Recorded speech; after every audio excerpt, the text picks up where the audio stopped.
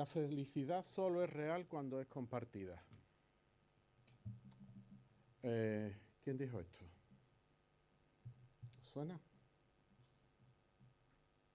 Lo más seguro es que no lo sepáis, porque no es alguien tan conocido. Esto lo dijo el protagonista de una película que se llama Hacia Ruta Salvaje. No sé si la habéis visto, es una película que yo recomiendo. Luego hablaré un poco de ella, ¿no? Pero es interesante, ¿no? Lo que dijo al final de la película. La felicidad solo es real cuando es compartida. A mí me gusta ir al cine. No voy demasiado, pero me gusta ir al cine. Eh, Ahora, yo siempre que voy al cine voy acompañado. Nunca voy solo. ¿Por qué? Bueno, un día fui solo. Un día fui solo y no me gustó la experiencia. ¿Por qué? Pues era una película que yo tenía muchas ganas de ver y nadie quería venir conmigo a verla. Entonces fui solo. En aquella época, pues no es como ahora que las películas, pues cuando las quitan del cine, en poco tiempo, pues las tenemos en las distintas plataformas que puedes verlas. En aquella época, si te perdías la película del cine, para que saliera en vídeo, pues tardaba mucho tiempo. En fin, que no sabía cuándo iba a verla. Entonces fui solo. Ahora, fue para mí una gran decepción ir solo. Porque yo pensé, bueno, voy a ver la película y disfruto con la película. Pero la realidad es que no disfruté mucho con la película. No me acuerdo ni qué película era. Pero lo que sí me acuerdo es que estaba solo. Entonces, cuando salía cualquier cosa que a lo mejor era divertida o para reírse, y tú te reías, pero no tenías a nadie al lado, ¿no? Para seguirte la risa. O salía cualquier cosa que a lo mejor era interesante y no tenías a nadie para ver la expresión que había puesto. Hay personas que van al cine solos y se lo pasan bien. Yo no. Para mí no fue una experiencia placentera. El otro día hablaba con mi hijo Alejandro sobre, él tenía que, con las clases extraescolares que tenemos y la organización que tenemos, pues un día se tenía que quedar solo allí en Vélez, Málaga, ¿no? Entonces le dije yo, bueno, pues te vas a un bar, te vas al McDonald's y comes solo. Y me dice, ¿que comas solo? No, no, no, yo no como solo. Y yo dije, bueno, ¿qué pasa por comer solo? Yo como solo muchas veces. Claro, yo como solo muchas veces, a lo largo de mi carrera profesional, pues por muchos motivos he tenido que comer solo, ¿no? Y para mí ya esto es un hábito y no me supone ningún problema. Pero para él comer solo no era algo aceptable, ¿no? Hay cosas que nos gusta hacer solo y hay otras que nos gusta hacer acompañados, ¿no? La felicidad solo es real cuando es compartida. Yo creo que el texto de hoy habla de esto, ¿no? Vamos a leerlo brevemente. Primero Timoteo, capítulo 6, nos vamos a ir directamente al versículo 3. Primero Timoteo 6, 3. Dice así: si alguno enseña otra cosa y no se conforma a las sanas palabras de nuestro Señor Jesucristo y a la doctrina que es conforme a la piedad, está envanecido, nada sabe, y delira acerca de cuestiones y contiendas de palabras, de las cuales nacen envidias, pleitos, blasfemias, malas sospechas, disputas necias de hombres corruptos de entendimiento y privados de la verdad, que toman la piedad como fuente de ganancia. Apártate de los tales. Pero gran ganancia es la piedad acompañada de contentamiento, porque nada hemos traído a este mundo y sin duda nada podremos sacar. Así que, teniendo sustento y abrigo, estemos contentos con esto. Porque los que quieren enriquecerse caen en tentación y lazo, y en muchas codicias necias y dañosas, que hunden a los hombres en destrucción y perdición. Porque raíz de todos los males es el amor al dinero, el cual, codiciando algunos, se extraviaron de la fe y fueron traspasados de muchos dolores. Mas tú, oh hombre de Dios, huye de estas cosas y sigue la justicia, la piedad, la fe, el amor, la paciencia, la mansedumbre. Pelea la buena batalla de la fe. Echa mano de la vida eterna, a la cual asimismo fuiste llamado, habiendo hecho la buena profesión delante de muchos testigos. Te mando delante de Dios, que da vida a todas las cosas, y de Jesucristo, que dio testimonio de la buena profesión delante de Poncio Pilato, que guardes el mandamiento sin mácula ni reprensión, hasta la aparición de nuestro Señor Jesucristo, la cual a su tiempo mostrará el bienaventurado y solo soberano Rey de reyes y Señor de señores, el único que tiene inmortalidad, que habita en luz inaccesible, a quien ninguno de los hombres ha visto ni puede ver, al cual sea la honra y el imperio sempiterno. Amén. A los ricos de este siglo manda que no sean altivos, ni pongan la esperanza en las riquezas, las cuales son inciertas, sino en el Dios vivo, que nos da todas las cosas en abundancia para que las disfrutemos. Que hagan bien, que sean ricos en buenas obras, dadivosos, generosos, atesorando para sí buen fundamento para lo porvenir, que echen mano de la vida eterna. Oh Timoteo, guarda lo que se te ha encomendado, evitando tú las profanas pláticas sobre cosas vanas y los argumentos de la falsamente llamada ciencia, la cual, profesando algunos, se desviaron de la fe. La gracia sea contigo. Amén. Padre, en esta mañana leemos tu palabra, Padre, con la intención que tú nos guíes a través de ella. Hoy estamos preocupados, Padre, por las noticias que nos llegan de Oriente Medio, del ataque de Irán a Israel, Padre, y no sabemos las consecuencias que esto puede tener. Pero yo te ruego, Padre, que tú, que eres soberano, organices, Padre, lo que está pasando allí y que tomes el control de esa circunstancia.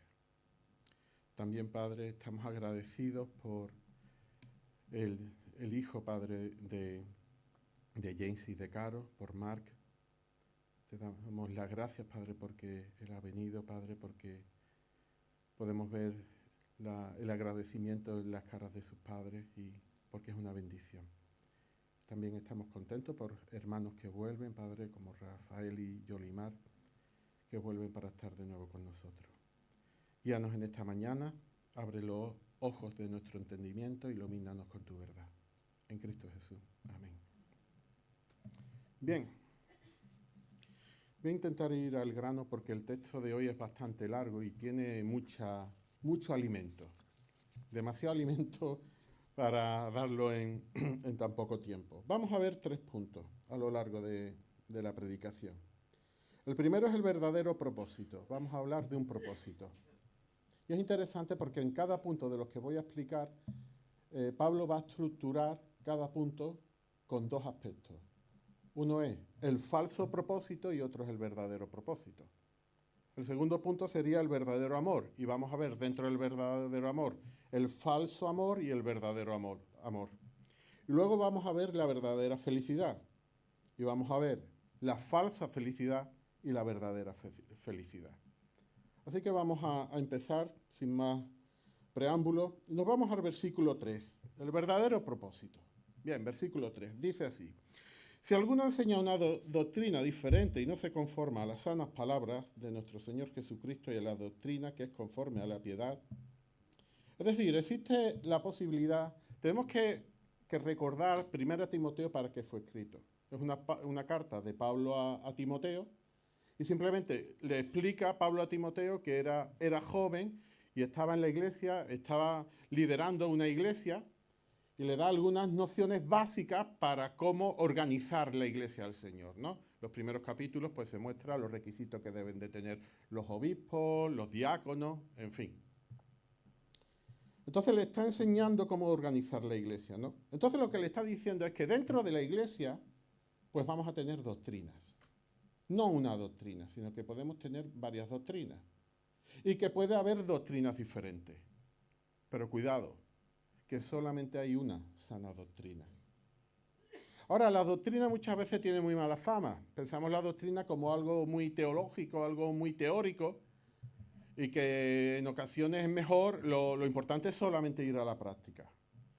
Ahora, hay una cita de Spurgeon que dice, podemos juzgar con seguridad a un árbol por su fruto y a una doctrina por su resultado.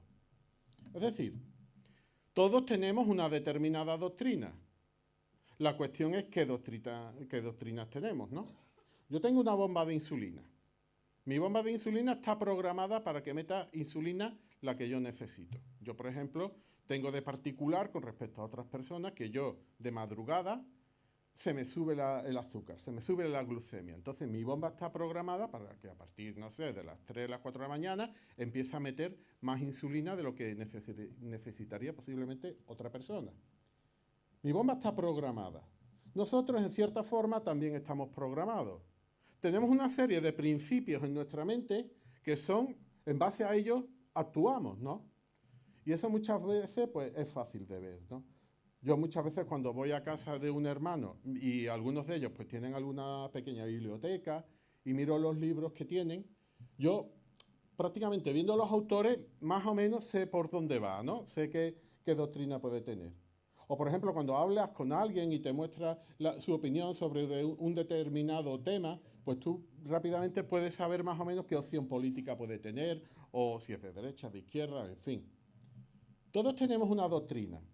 La cuestión es si la doctrina que tenemos es correcta o incorrecta. ¿Por qué?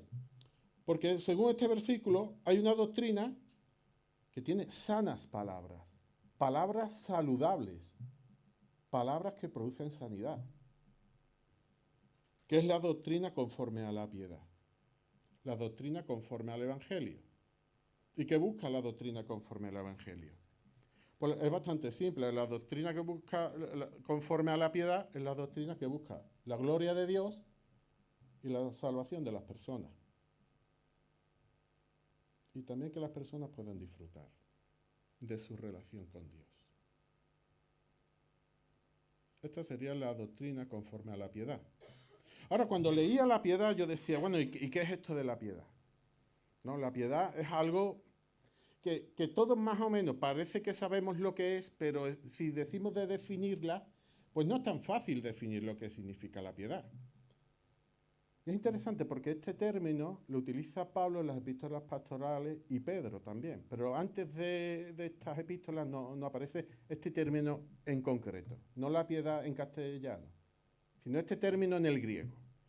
Lo que viene a significar es la práctica de lo que tú crees. La práctica de lo que tú crees. Es decir, como decía Spurgeon, cada árbol podemos valorarlo por el fruto que da. Y cada doctrina podemos valorarla por el resultado que tiene. Pues la piedad sería ese resultado, ¿no? Muy bien, pues continuamos. Versículo 4. Es decir, si alguno enseña una doctrina diferente, lo que viene a decir Pablo es que está envanecido y nada entiende. Ahora, el término envanecido me llamaba la atención, porque lo que viene a significar es que está hinchado. Es muy orgulloso, ¿no? Ahora, cuando tienes mucho orgullo, pues muchas veces lo que tienes puede ser que te sientas superior al resto, puede ser que te sientas inferior al resto, y como respuesta a ese sentimiento de inferioridad, pues viene tu orgullo, ¿no? Es decir, ¿en quién estás pensando? En ti mismo. Y continúa el versículo y dice, sino que tiene un interés morboso en discusiones, contienda de palabras, y ahora continúa con un montón de palabras. Envidia, pleito, blasfemia, sospecha, mala sospecha, rencilla. Es interesante porque luego Pablo va a hablar de disputar la buena batalla. ¿Qué significa esto? ¿Que no tenemos que tener contradicciones con nadie, conflictos con nadie? Bueno, Jesús sí tuvo conflictos con algunos. Pablo también tuvo conflictos con algunos, Pedro también tuvo conflictos con algunos. Lo que viene a significar no es que no tengamos desacuerdos con nadie. Lo que viene a significar es que tengamos cuidado en los pleitos que nos metemos. Porque es que algunos son vanos, es que no tienen sentido, es que ¿para qué te vas a meter ahí cuando no te lleva a ningún sitio? Que es completamente vano, irrelevante. Pelear por pelear. Cuando nos metemos ahí, ¿por qué? ¿Por qué es? Cuando dice el texto que se produce en envidia, envidia es cuando te sientes mal porque a alguien le va bien. ¿Será porque estás pensando en ti mismo? ¿Será porque quieres satisfacer tu autoestima? ¿Será porque quieres quedar encima de otro? Y continúa el texto y dice, están privados de la verdad, están equivocados. Y fijaos lo que dice, porque el resto del texto va en función de esto. Que suponen que la piedad es un medio de ganancia. Suponen que la piedad es un medio de ganancia. Es decir, Pablo le está diciendo a Timoteo, ten cuidado, que hay personas que puedes tener en la iglesia que solamente van a pensar en sí mismas y van a estar ahí por mero provecho, para aprovecharse de la situación.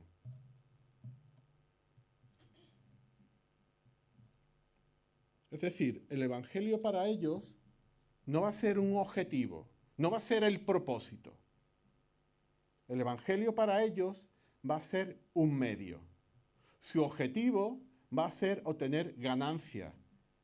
Pueden ser de varios tipos estas ganancias, pueden ser económicas, pero también ser pues simplemente de realización, de aumentar tu autoestima. El Evangelio para ellos no va a ser el propósito, sino un medio para obtener provecho. Muy bien, pues continuamos.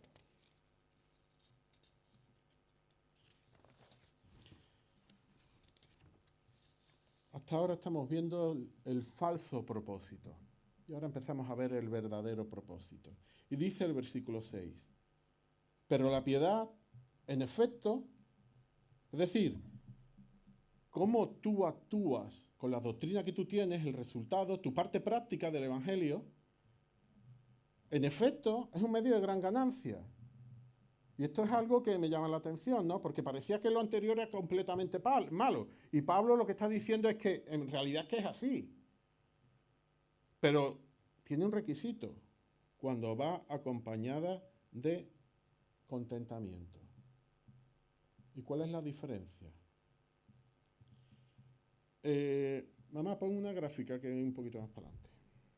Esto sería lo que hemos visto en el anterior punto. Es decir, cualquier persona pues puede utilizar el Evangelio, y ahí el círculo del Evangelio lo he puesto en pequeñito porque es un medio, porque no es lo más importante, porque lo realmente importante serían las ganancias que se pueden obtener a través del Evangelio. Sin embargo, Pablo está hablando de un matiz. Es un pequeño matiz. Es un pequeño matiz que muchas veces nosotros nos podemos confundir. Pero es un matiz que lo cambia todo. Pasa lo siguiente.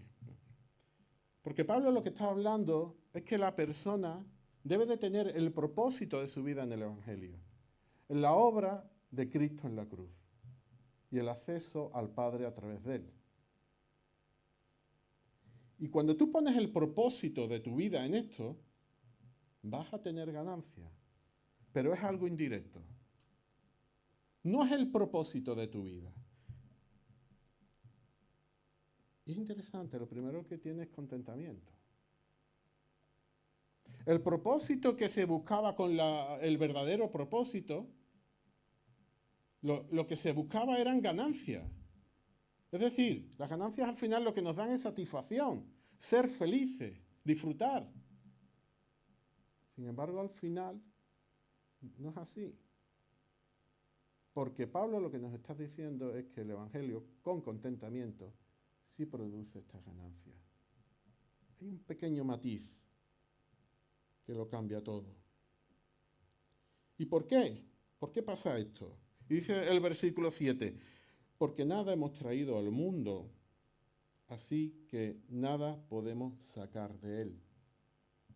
Es decir, porque las ganancias que podemos tener por nuestro propio esfuerzo son efímeras. Se van. Nacemos desnudos y nos vamos igual que hemos nacido. Todo el esfuerzo que hagamos aquí, ¿sabéis dónde se queda? Aquí. No nos llevamos nada. Ni nuestras posesiones, ni nuestros pisos, ni nuestros terrenos. Se queda todo aquí. Y el segundo motivo, dice el versículo 8, y si tenemos que comer y con qué cubrirnos, con esto estaremos contentos. El segundo motivo para el contentamiento es simplemente porque Dios nos da lo que necesitamos. Dice Pablo en Filipenses, he aprendido a vivir en cualquier situación. Sé vivir en abundancia y sé vivir en pobreza. Me adapto a lo que sea. Y cuando el Evangelio es el centro de nuestra vida, es el propósito de nuestra vida, tenemos esa capacidad. ¿Por qué? Porque apreciamos que todo lo que tenemos no es nuestro, sino un regalo de Dios. Porque no nos tenemos que comparar con otras personas para ver si tienen más o menos que nosotros y ser más o menos felices. Porque apreciamos lo que Dios nos da. No tenemos que compararnos con nadie.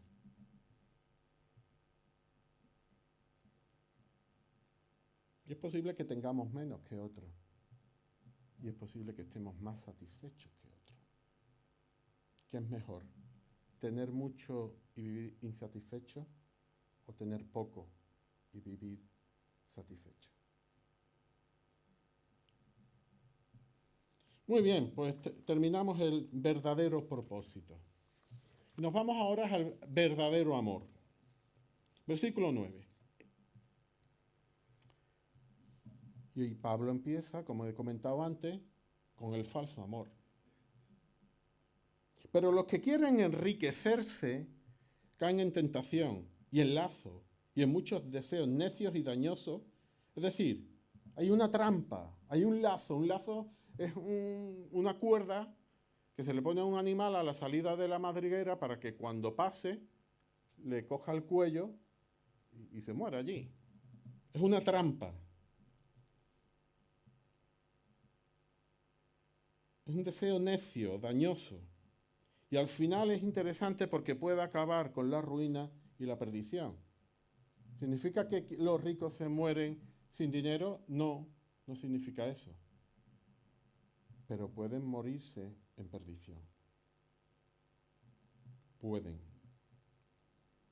Porque fijaos lo que dice el versículo 10.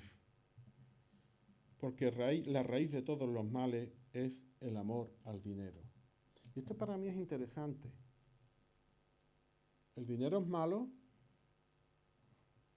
El dinero no es ni bueno ni malo. Realmente el dinero es un papelito. O es una tarjeta de crédito que llevamos en la cartera. O es un trozo de metal redondo que llevamos en el monedero. El dinero no es ni bueno ni malo. Lo malo es el amor al dinero. En pensar que tu vida depende del dinero. En pensar que el sentido de tu vida, que la calidad de tu vida depende solo del dinero. Por el cual, codiciándolo, algunos se extraviaron de la fe y se torturaron con muchos dolores. El amor al dinero es malo. ¿Ser rico es malo? La Biblia no dice nunca que ser rico sea malo. De hecho, habla de personas que eran ricas, como puede ser Job, por ejemplo. O Abraham también era rico. O David también era rico. Salomón también era rico. El problema no es ser rico. El problema es el amor al dinero. Y se produce una paradoja. Intentando buscar esa satisfacción, al final lo que tiene es perdición. Nos vamos al verdadero amor. Y dice, versículo 11, pero tú, hombre de Dios, huye de estas cosas. Y sigue, la justicia, la piedad, la fe, el amor, perseverancia, la amabilidad. Pelea la buena batalla de la fe. Es interesante, antes nos decía que no nos metiéramos en contiendas sin sentido, ¿no? Contiendas vanas que no nos llevan a ningún sitio. Pero ahora sí nos dice que nos metamos en una buena batalla. Hay batallas que merecen la pena luchar. ¿Cuáles? Aquellas que está la justicia, aquellas que está el amor por delante, la perseverancia, la fe. Lo interesante es que todo esto son dones del Espíritu. En realidad es el don del Espíritu. Lo interesante es que esto aparece en nuestras vidas cuando el Espíritu está con nosotros. Cuando estamos buscando al Espíritu, cuando no entristecemos al Espíritu Santo que está en nosotros. Dice, echa mano de la vida eterna, a la cual fuiste llamado y de la que hiciste buena profesión en presencia de muchos testigos. Echa mano de la vida eterna. ¿Por qué? Porque de la misma manera que nos vamos de este mundo, como hemos venido, sin nada, cuando tienes a Cristo, esas riquezas son eternas. Porque tenemos una visión mucho más lejos. No vamos a ver este tiempo que estamos viviendo aquí en la tierra. Nuestra visión es eterna. Como si tuviéramos miopía, no vemos de lejos, ¿no? Necesitamos unas gafas que nos amplíen la visión hasta la eternidad. Y fijaos, el versículo 13 lo que viene a decir. Te mando delante de Dios que da vida a todas las cosas y de Cristo Jesús que dio testimonio de la buena profesión delante de Poncio Pilato, que guardes el mandamiento sin mancha ni reproche hasta la manifestación de nuestro Señor Jesucristo. Cristo se manifestará en el futuro, el cual manifestará a su debido tiempo al bienaventurado. Ahora esta palabra es interesante, bienaventurado. Yo no conozco en la Biblia una palabra que en mi Biblia, Reina Valera, o la de las Américas que yo suelo leer, no hay ni una palabra que hable de feliz. La felicidad no está en esta Biblia. No aparece ese concepto. Bueno, el concepto sí puede aparecer, pero la palabra no. Pero ¿sabéis lo que significa esta palabra, bienaventurado? Feliz. Y es interesante que lo que viene a decir es que nuestro Dios es feliz. Y muchas veces la imagen que tenemos de Él es la de una persona que está enfadada con nosotros, pues porque no llegamos donde tenemos que llegar, porque somos pecadores, porque no hacemos lo correcto. Pero fijaos, a su debido tiempo, Cristo mostrará al feliz y único soberano. Y continúa, dice, el único que tiene inmortalidad y habita en la luz inaccesible.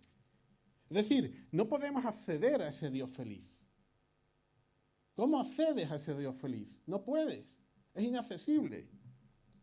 A quien ningún hombre ha visto ni puede ver. Entonces, ¿cómo puedes ver a ese Dios tan feliz y tan soberano? No puedes verlo. Solamente puedes verlo, como dice el versículo 15, a través de Cristo que manifestará a su debido tiempo a este Dios feliz. A su debido tiempo. Y muchas veces queremos que las cosas sean ahora y ya, ¿no? Como una médico que yo conocía me decía, yo soy de los de taja y melón en mano. Es decir, las cosas rapiditas. Y nuestra sociedad en parte es así, ¿no? Queremos satisfacciones inmediatas. Queremos cualquier cosa. Nos endeudamos y la queremos ya. Leía la biografía de Messi y era muy interesante algunas cosas que decía, ¿no? Messi era muy pequeñito de niño, bueno, de mayor también es pequeñito, ¿no? No es que haya crecido demasiado luego. Pero él decía, y se ha hablado mucho, ¿no? Con que él era pequeño, ¿no? Y los problemas de autoestima que podía tener y tal, ¿no? Los problemas para jugar al fútbol. Y decía en su biografía, a mí realmente lo de ser pequeño para mí cuando yo era niño no era un problema. En realidad, cuando yo me vine de Argentina a Barcelona, lo de ser pequeño me daba igual. Mi problema no era ese. Mi problema era dejar mi cultura, dejar mi casa, dejar mis amigos, irme a otro país que no conocía, a una cultura distinta, dejarlo todo. Pero yo tenía un propósito. Mi propósito era ser futbolista profesional. Y en base a ese propósito, me merecía la pena dejarlo. Y me da la impresión que este texto está hablando de algo así. ¿Preferimos las satisfacciones inmediatas que nos pueda dar el dinero o la autoestima? ¿O preferimos las satisfacciones aplazadas que nos puede dar Dios? ¿Qué preferimos? ¿Tenemos la vista corta? ¿Tenemos la vista larga? El dinero en apariencia trae la felicidad, sin embargo es una satisfacción pasajera. Y Dios no se ve en principio, no se ve en apariencia, pero su fidelidad es permanente. Se da esa paradoja.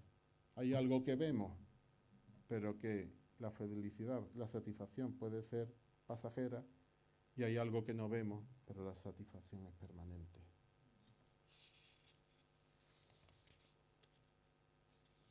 Y nos vamos, por último,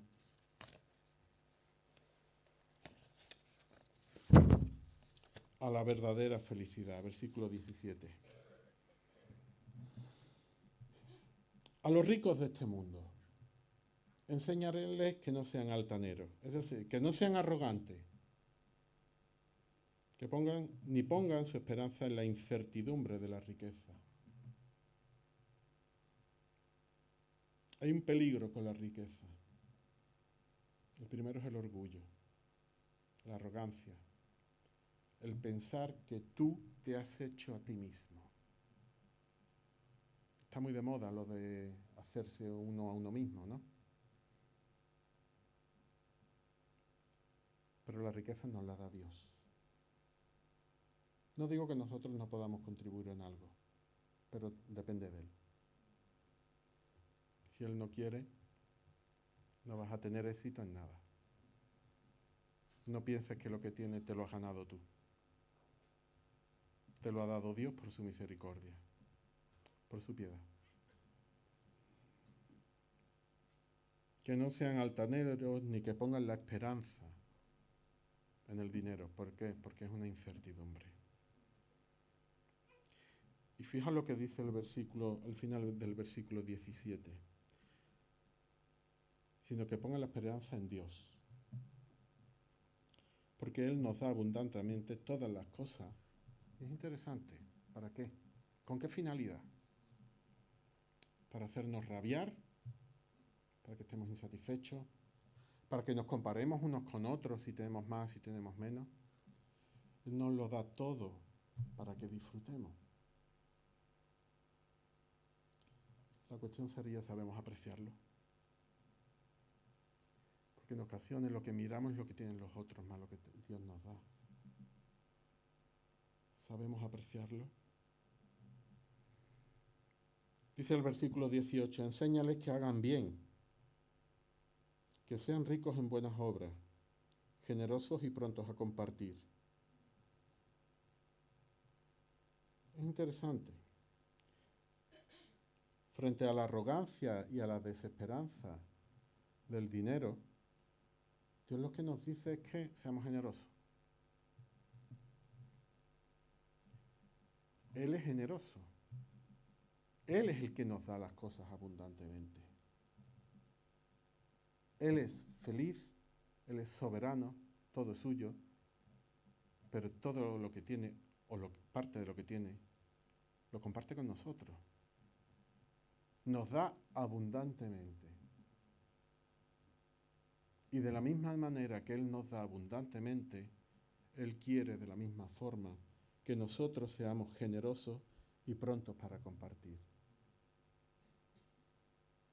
¿Es malo ser rico? No, no es malo ser rico. Lo malo es el amor al dinero.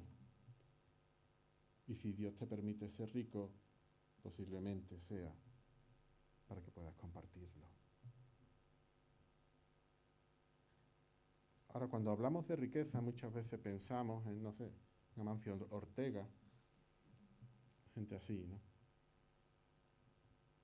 Decimos, bueno, yo es que no soy rico, ¿no? Yo tengo un sueldo normal y yo lucho para llegar a fin de mes, ¿no? Pablo estaba hablándole a Timoteo con personas normales que iban a la iglesia, como tú y como yo. estará hablando también de nosotros. Lo que pasa es que a lo mejor no nos hemos dado cuenta que somos ricos. En mi vida diaria yo tengo un gran problema para sentirme rico. Se llaman deudas. ¿Por qué? Creo que hay muchos enemigos de la generosidad. Está Satanás tentándonos a no dar, muchas otras cosas. Pero ¿sabéis cuál es mi principal enemigo de la generosidad? Las deudas. Porque cada vez que me meto en una deuda, dice Proverbio, que me hago esclavo de la persona que me deja el dinero. ¿Las deudas son malas? Le pasa un poco como al dinero. No es ni bueno ni malo. Las deudas pueden ser una bendición porque nos pueden ayudar a salir de una determinada situación. Pueden ser una inversión. Pero hay que tener cuidado con las deudas. Porque si afectan nuestra generosidad, sí tenemos un problema. Porque de la misma manera que Dios nos dice que Él nos da abundantemente, espera que nosotros también demos abundantemente.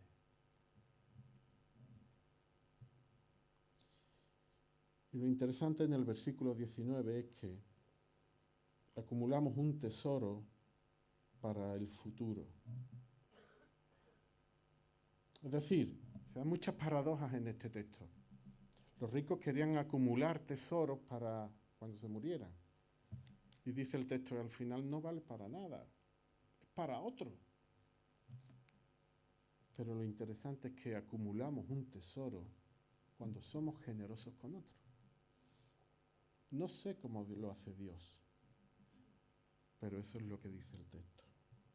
Acumulando tesoro para el buen fundamento para el futuro, para que puedan echar mano de lo que en verdad es vida. Los siguientes versículos hablan de una falsa ciencia. Ahora, cuando este texto habla de la ciencia, no está hablando de lo que entendemos hoy como ciencia. Eso se desarrolló más tarde. Simplemente está hablando de conocimiento. Un falso conocimiento. Una falsa doctrina. ¿Qué doctrina tenemos en nuestra mente? ¿Es el Evangelio un medio para enriquecernos o es un fin que puede enriquecernos? El matiz es muy sutil, pero cambia nuestra vida. La cambia por completo. Porque en el primer caso el protagonista eres tú. Porque en el primer caso el protagonista eres tú y buscas tu propio provecho. Pero en el segundo caso estás buscando la gloria a Dios, disfrutar de las cosas que Él te da y también compartir para que otros disfruten con ella. La felicidad solo es real cuando es compartida. Esta película es interesante. Voy a intentar no hacer un spoiler. No sé si lo voy a conseguir. Era un chico que era un poco solitario y había idealizado el concepto de vivir en la naturaleza. A mí me encanta la naturaleza, me encanta ir al campo. Sinceramente prefiero más ir al campo que ir a ver una gran ciudad. No es que no disfrute viendo monumentos y demás, pero yo personalmente disfruto más en el campo. Este chico le pasa un poco como a mí, o a mí me pasa un poco como a él.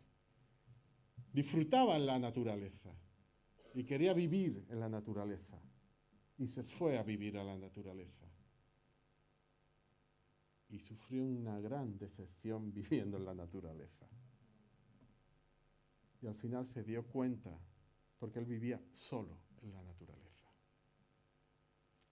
Se dio cuenta que esa felicidad que él pensaba que iba a tener solamente existe cuando es compartida. Cuando tienes al lado otra persona con que tú puedas compartir la risa, los lloros, el dinero. Que el Señor nos ayude en esta tarea. Esto no es solo para los ricos, esto es para nosotros. Gracias, Padre, por esta mañana, gracias por este texto. Todos los que estamos aquí, de alguna forma, Padre, en un momento dado, confiamos más en el dinero, en el materialismo, en las propiedades, en el patrimonio, que en ti. Y necesitamos, Padre, aclarar nuestra vista, necesitamos tener una vista, una visión eterna, para ver la importancia,